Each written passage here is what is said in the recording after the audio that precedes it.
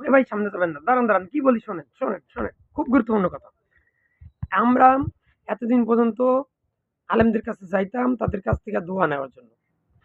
আজকে একটা কাজ করবেন, যেই আলেমে কি পাবেন ইনশাল্লাহ, আমার একটা অনুরোধ থাকলো আপনাদের কাছে, আলেমেকে সামনে রেখে বলবেন যে আসসালামু আলাইকুম, বললে বলবেন যে আল্লাহ রহমতে কেমন আছেন, সে অবশ্যই বলবে যে আলহামদুলিল্লাহ ভালো আছেন। তখন ওই আলেমকে বলবেন, সামনে যে আলেম পারেন ওই আলেমকে বলবেন যে হুজুর, আগে আপনার কাছে ক্ষমা চেয়ে নেই, আমাকে মাফ করে দিবেন, একটি কাজ করব আপনি যদি অনুমতি দেন।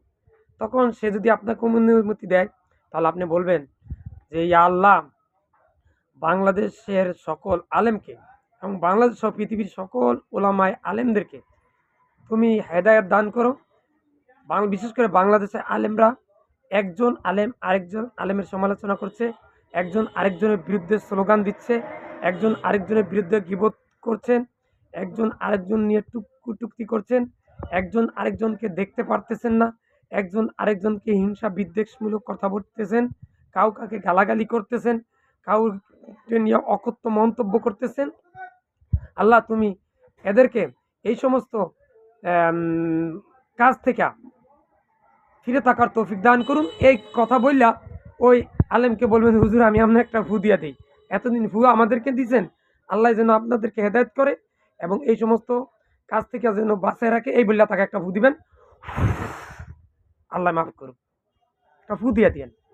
কারণ কি আমরা এতদিন তাদের কাছ থেকে ফু দিতাম, আজকে তাদেরকে বলবেন আল্লাহ এই দোয়াটা, আল্লাহ এই আলেমদেরকে তুমি বিভিন্ন আম, আম, মানে গিবত, পরচর্যা, পরনিন্দা, সমালোচনা, চুগলখড়ি, এই একজন অপরজনকে যে করতেছে, সোশ্যাল মিডিয়া গিয়া গালাগালি করতেছে, একজন আরেকজন অকথ্য ভাষা ব্যবহার করছে, আল্লাহ তুমি এদেরকে এই সমস্ত কাজ থেকে বাঁচায় রাখো, আমিন বলে একটা ফু দিয়া দিবেন ইনশাল্লাহ।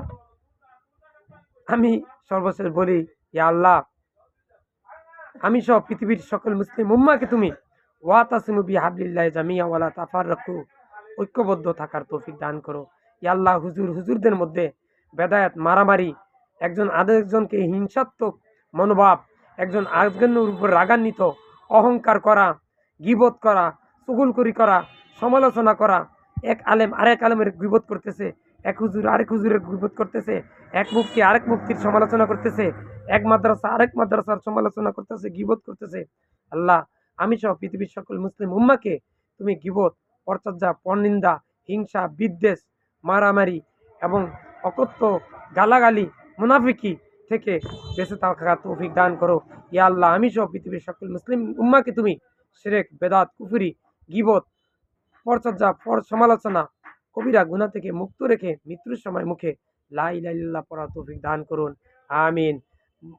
সর্বশেষ বলবো আলেমদের উদ্দেশ্য, আল উলামা ওয়ারিসাতুল আম্বিয়া, যেহেতু আপনারা এই জিনিসটা জানেন, তাহলে আজ থেকে আপনারা একে অপরের গীবত, সমালোচনা, পরচর্যা, পরহিংসা, এক দল আরেক দলকে মুনাফিক বলা, এক ইসলামিক দল আরেক ইসলামিক দলকে অন ইসলামিক দল বলা, মুনাফিকি দল বলা, আবুলুলুর দল বলা, একে অনেকে মৌদুদিবাদ বলা, একে কাউকে পীর বলে খোঁটা দেওয়া, এই সমস্ত কাজ থেকে আপনারা বিরত থাকবেন। আল্লাহ পাক আপনাদেরকে সঠিক সরল ইহদিনাস সিরাতুল মুস্তাকিম উদখুলু ফিল সিলমে কাফা, এই পথে চলার তৌফিক দান করুন, আমিন।